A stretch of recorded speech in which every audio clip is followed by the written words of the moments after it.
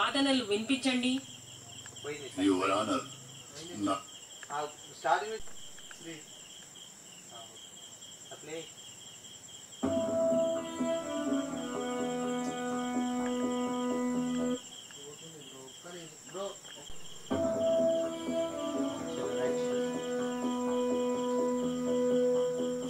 Advocate గారు, దయచేసి మీ వాదనలు వినిపించండి.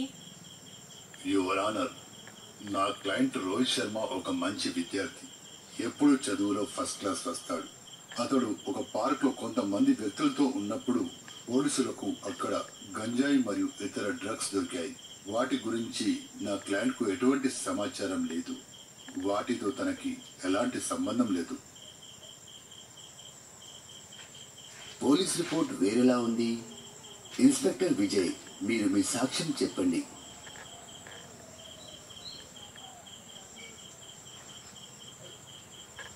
యువర్ ఆనర్, ఆగస్టు 22వ తేదీ రాత్రి మేము పెట్రోలింగ్ చేస్తున్నప్పుడు ఒక అనుమానాస్పద బృందాన్ని చూశాం. వాళ్ళని తనిఖీ చేసినప్పుడు ఒక బ్యాగ్ గంజాయి మరియు డ్రగ్స్ దొరికాయి. ఆ బ్యాగ్ పై మిస్టర్ శర్మ వేలిముద్రలు ఉన్నట్టు రుజువైంది. ఆ బ్యాగ్ కూడా అతనే అని ఆ బృందంలోని సభ్యులు చెప్పారు. అభ్యంతరం యువర్ ఆనర్, సహనిందితుడి వాంగ్మూలం నమ్మదగినది కాదు. అది బలవంతంగా చెప్పించి ఉండవచ్చు. అభ్యంతరం నమోదు చేయబడింది. ఇన్స్పెక్టర్ కొనసాగించగలరు. మేము ప్రశ్నించినప్పుడు మిస్టర్ శర్మ ఆ బ్యాగ్లో సరుకు ఉందని తనకు తెలుసు అని అంగీకరించాడు. కానీ అది గంజాయి అనేది తనకు తెలియదు అని చెప్పాడు. ఇది స్పష్టంగా డ్రగ్స్ కలిగి ఉండటం మరియు వాటిని అమ్మడానికి ప్రయత్నించడం కింద వస్తుంది యువర్ ఆనర్.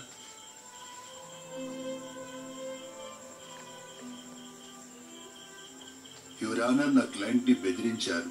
అతను ఒక చిన్న పిల్లవాడు, ఒక క్రిమినల్ కాదు. అతను భయపడి పోలీసులు చెప్పించిందే చెప్పాడు. రోహిత్, కోర్టుకు ఏం జరిగిందో చెప్పు. ధర్మమూర్తి గారు, నాకు ఆ బ్యాగులో ఏముందో నిజంగా తెలియదు. ఒక స్నేహితుడు కొన్ని నిమిషాల పాటు పట్టుకోమని అడిగాడు. అతను అందులో కొన్ని పుస్తకాలు ఉన్నాయని చెప్పాడు. నేను తప్పు చోట తప్పు సమయంలో ఉన్నాను. నేను నా జీవితంలో గంజాయిను ఎప్పుడు చూడలేదు. నేను ఒక మంచి విద్యార్థిని, గ్రాడ్యుయేట్ అవ్వబోతున్నాను. ఇది ఇది ఇది ఒక నిజంగా పొరపాటు. మిస్టర్ శర్మ, మీ విద్యార్హతలు చాలా గొప్పవి, కానీ అవి మిమ్మల్ని చట్టం నుండి కాపాడలేవు. పోలీసులు సమర్పించిన సాక్ష్యం చాలా స్పష్టంగా ఉంది. గంజాయిను కలిగి ఉండటం ఎంత తీవ్రమైన నేరమో నీకు తెలియదు. ఇది నీ జీవితాన్ని మరియు ఇతరుల జీవితాలను నాశనం చేస్తుంది. నువ్వు ఆ బృందంలో ఎందుకున్నావు? వాళ్ళు నా కాలేజీ వాళ్ళు. నేను వారితో కలిసి తిరిగాను. నేను తప్పు చేశాను. ధర్మమూర్తి, నేను వారితో ఉండాల్సింది కాదు. మీ తల్లిదండ్రులు ఇక్కడే ఉన్నారు. వాళ్ళ కళ్ళల్లో ఎంత బాధ ఉందో చూడు. పిల్లల్ని గొప్పవాడిగా చూడాలని ఎన్నో కలలు గన్నారు. కానీ ఇప్పుడు వాళ్ళ కలలు కన్నీళ్లుగా మారాయి. వారి కష్టాలు, ఆశలు ఈరోజు ఇలా కోర్టులో నిలబడ్డాయి. ఈ దుస్థితికి కారణం ఎవరు? మీ తల్లిదండ్రుల వైపు చూసి సమాధానం చెప్పు.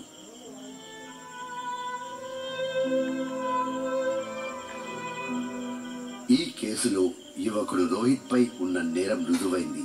అతని విద్యా నేపథ్యం, భవిష్యత్తును దృష్టిలో ఉంచుకొని కఠిన శిక్ష విధించడం లేదు. కానీ నేరం నేరమే. రోహిత్ కు 1 సంవత్సరం సస్పెండ్ శిక్షతో పాటు మాదక ద్రవ్యాల వ్యసన నిర్మూలన కేంద్రంలో 2 నెలలు గడపాలి. ఇది ఒక హెచ్చరిక. ఇది ఒక వ్యక్తి కేసు కాదు. ఇది మొత్తం సమాజానికి సంబంధించిన సమస్య. ముఖ్యంగా యువతకు, తల్లిదండ్రులకు ఇదే నా సందేశం.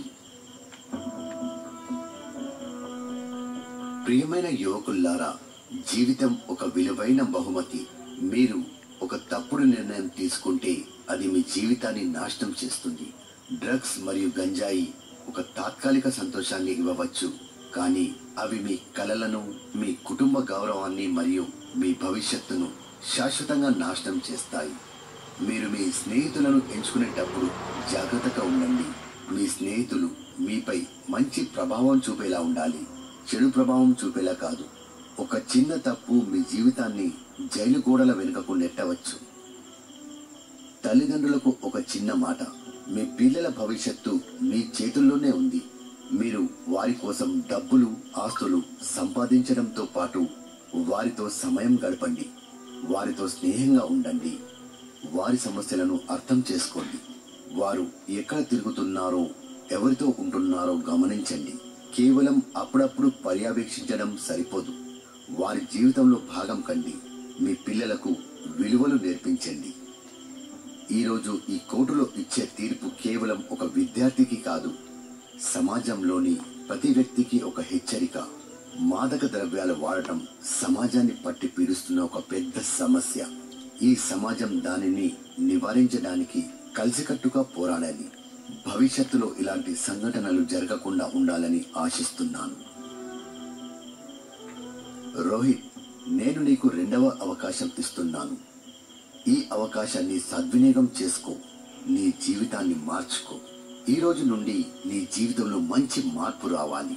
ఇకపై ఇలాంటి తప్పులు చేయకు.